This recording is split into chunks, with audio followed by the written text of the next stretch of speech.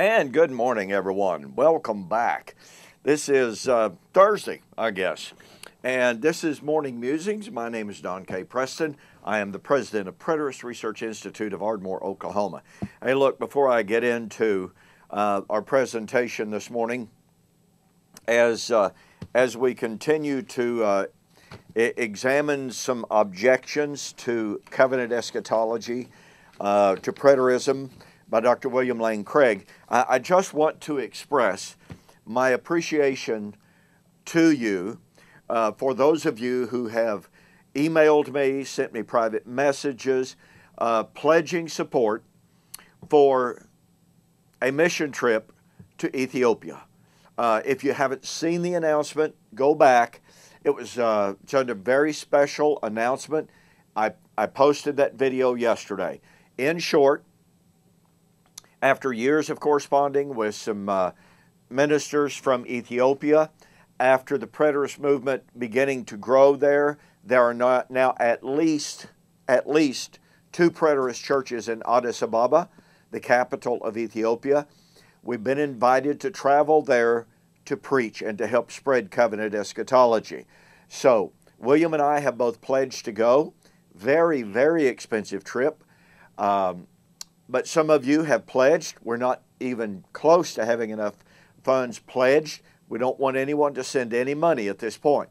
But if you have an interest in supporting this trip, then go back and watch the video on YouTube or here on Facebook. Give it some thought. And if you wish to support it, send me an email letting me know how much you are willing to pledge. We'll put that in a file, okay?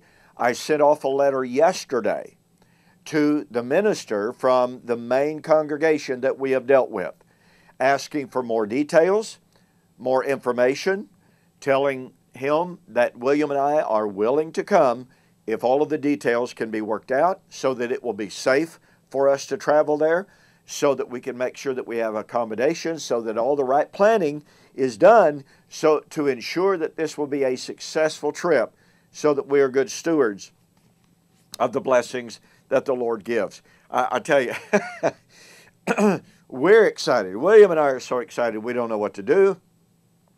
And it's obvious that some of you share that excitement with us. So give us some thought. Go watch the video. Okay, well, as I mentioned, we are examining some objections to the preterist view of eschatology, objections that have been lodged by Dr. William Lane Craig. He is a very fine Christian apologist, but when he turned his attention to eschatology, I must say, I've been very, very disappointed in his lack of understanding of the biblical story of eschatology.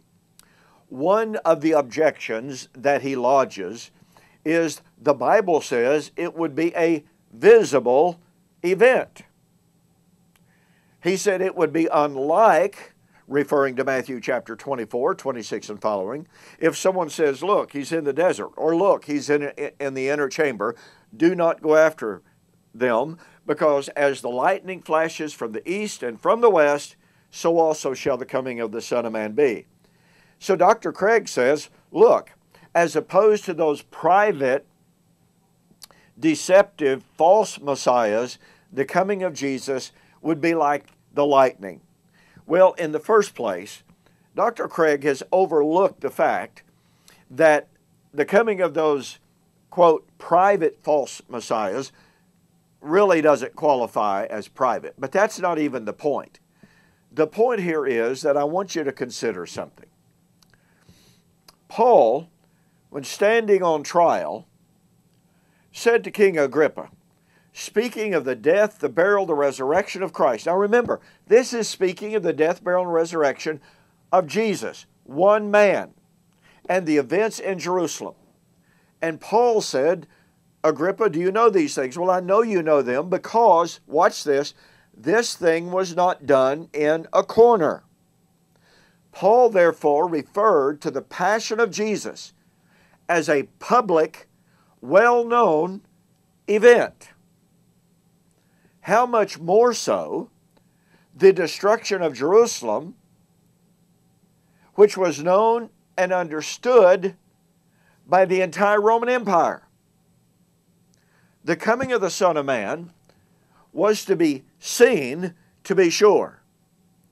Because remember, as we pointed out in our last segment, Jesus said, immediately after the tribulation of those days, the great tribulation leading up to the event, they will see the sign of the Son of Man in heaven. In other words, those physical events would be the visible proof of the enthronement of Christ as King of Kings and Lord of Lords, and acting in the sovereign manner that His Father had acted in the past. Now, I want you to notice Isaiah chapter 26.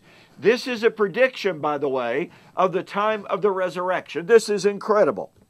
Isaiah 26, 10 and following. Let grace be shown to the wicked, but they will not learn righteousness. In the land of uprightness He will deal unjustly. He will not behold the majesty of the Lord. Lord, when your hand is lifted up, they will not see, but they will see and be ashamed. Now, watch this, the previous verse, I left it out on purpose. When your judgments are in the earth, the inhabitants of the world will learn righteousness. Folks, you catch the power of this? This is the context of the prediction of the resurrection, verse 19 and following. But Yahweh said in the text, the righteous will see and know and understand. The unrighteous would see the same identical event and not understand. Now ask yourself the question. If the resurrection, day of the Lord, the coming of the Son of Man, is an earth-burning, time-ending event, how could even the most hardened atheist, like Bill Maher, for instance, would he fail to understand what's going on? No. And yet Yahweh said, the righteous would see, the unrighteous would see the same identical event.